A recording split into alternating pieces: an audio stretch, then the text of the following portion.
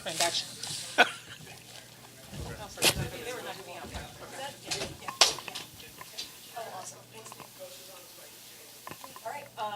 So Dan Hughes, coach of the USA team.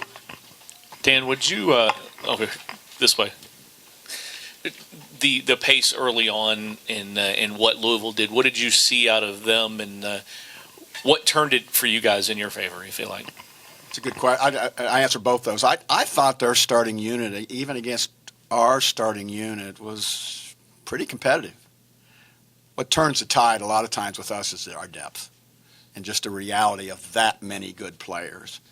And their pace, we were ready for it. There's some things you see on film and you tell the players over and over, but you almost got to experience their pressure a little bit. You almost got to experience their north-south abilities. Because, I look at that for 20 years. I've been looking at it at professional level, and they go at it.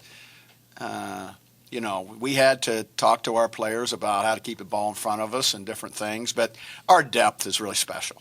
And not only here, but when you're talking about international competition, as much as the great players we have, the number of great players is a real story of USA basketball in a lot of ways. What are some of the things you're going to take out of this as you go over now and go to the qualifiers? Well, we don't practice a lot, and we actually had time here to practice. It was incredibly, incredibly valuable. We'll take that. But I also think, and I'm just going to tip my hat to Louisville and to the women's program. From the time we got off the plane, which was 9:30, I don't know, on Thursday or something like that, the culture is in the community.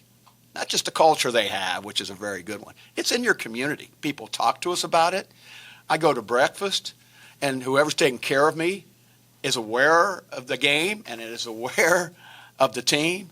That's great. I've been coming here since Denny Crum was a coach. I came here to learn basketball from Denny Crum when I was starting out as a high school coach on the men's side. But the culture here is awfully healthy. And we have been at several pockets as we've done this collegiate tour of really healthy community cultures for women's basketball. I just hope more and more of those people find out what y'all did and bring it to their schools too, because it's a lot of fun to come in here. This is win-win. You have a general feeling that no matter who wins the game, we're getting better, they're getting better, and the people are in the stands are almost, I know they're for Louisville, but they kind of understand our mission too. So that's a special feeling. Doesn't happen a lot in sports. Of your 6 college games, this has been by far the most lopsided. How much of that is a reflection of the players who were not available maybe at Oregon and some of the other stops, and how much of it is just the maturation of this team as you get closer to the tournament in Serbia?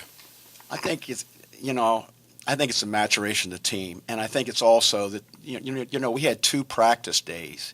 I cannot remember of any, and we've been playing where we've had 2 practice days in a row, and I think that was reflective in how we played and how our depth played, because we had a chance to practice the game with each other. Sometimes we're using games as an instrument to build chemistry, to build timing, but we had 2 days to build it here, and they were really good practices. So you take a team with the type of talent we have and you have really good practices, you're probably going to get a pretty good performance, and that's what we got. As we get closer to Japan, what is that selection process like to trying to narrow down a final roster, and how important are these type of exhibition games for that? Well, I think they're huge. I think they're huge. I think they're very important. But, in the scope of things, we coaches really don't, we don't select the players. There is a selection committee that selects the players. And they have a very, very hard job. Let's just be real honest. All these things, I was on the selection committee at one time, and everything a player did, I just tried to tabulate it, as you try to make a decision on what this team is going to look like. And it's a really hard decision. I don't envy some of the final choices.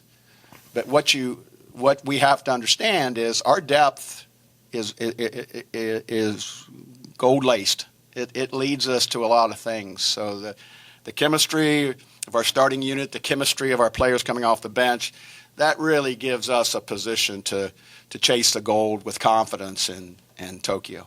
What kind of strategy can you instill from games like this and install with, and especially with kind of the transient nature of the roster at this time of year?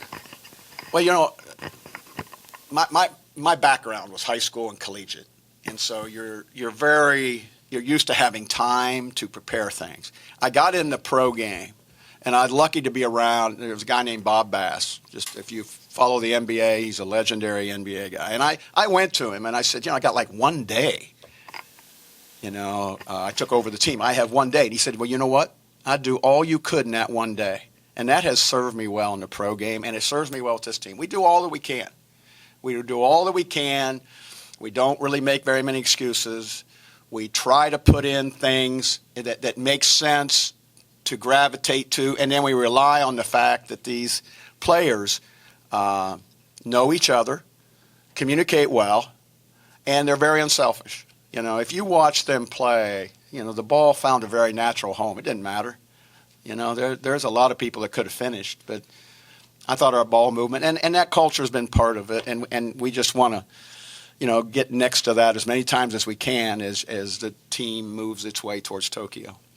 Dan, you mentioned having the 2 days of practice here ahead of time, and I know that Louisville was involved in a lot of those practices and learning from you guys and had the chance to have a little Q&A session.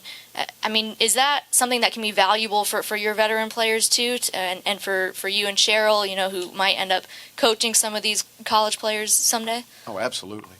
When I watched the exchange, and we've done it about everywhere we have, but it was especially good here, the questions that the players asked and the answers that our players gave, first of all, made me very, very proud to be involved in a game where that exchange goes on. Okay, both ways. I thought, now this is really. I kept saying to myself, I know there's lots of cameras, but I hope somebody would film that and have a chance for other people to see that, because our players on display, talking with the Louisville players and a lot of other places we went. Man, that's what people out in the world should get a chance to see. The maturity, the understanding, the mentoring. There's something healthy when you have two groups going at it like that. And I ended up being a pro coach. I wanted to be a college coach. And I after this tour, I remember why I wanted to be a college coach, because there's just an awful lot of healthy situations with young people growing up to be great players and great students. And there's something, and our players get it. They like being involved in that too. And that teaches an old coach, reminds him of why he became a coach. You talked about the culture here in Louisville, the basketball culture. Narika Kano and Yassine Diop, Yassine from Senegal, Narika from Japan, obviously, both on record saying they wanted to come here to play with the best, against the best, for opportunities like this. Where is your general assessment of the culture internationally, just on average? I think you raise a good point. I think they look to either the WNBA or to college, women's college, as a way to go against the best, and I think that's, I've drafted a lot of international players, and I have kind of watched their maturation. These are knowledgeable people nowadays. They kind of get why coming to Louisville might make great sense for them, what they want to do down the road, And that's not just in the domestic United States, that's outside it. And I think they get coached well. I think they play with players that are going to be professionals at some point. There's just lots of reasons why they choose schools like Louisville. And the world's getting smaller, in my opinion. People all around the world are pretty aware of where those pockets are at, and they seek them. Coach, just talk a little bit about what Jeff Walls has meant to USA basketball. Well, what's really interesting? I had a chance to be with Coach last night, and I told him, I remember the first time I met him, and there's something about him. You don't always remember the first time you meet people, but he was an assistant at Maryland, and I had gone to Maryland to spend a few days with him. And I walked into his office, and you don't meet him and don't come away with wanting to look a little deeper. And I remember that very, very clearly, that moment. I was telling him. And then just watching, I'm an awful lot about culture. And we were around their practice players. They were amazing. They did a lot of little things that I don't see practice players do, just helpful things. I was around their team. And I just went to him, and I was around the community, but what he's doing is so good that it's permeating Louisville. Well, you know what? Boy, you better bottle that. That's what we all try to do, is feel like people that come to the games feel a part of it because they want to be a part of that culture. It's more than just basketball. And that seems to be happening here and other places we've been. And, man, when you take sports and you take it to something grander, beside the ball in the basket, that's a message to think about. Okay? Thank you.